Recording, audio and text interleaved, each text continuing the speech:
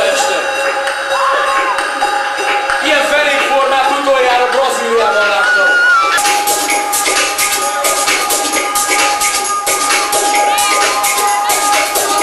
Kérjük a lelket! Finom rigés, Betty kérem szépen! Elképesztő! És a Bettynek szülinapja van, ugyanott ezeket a magasban!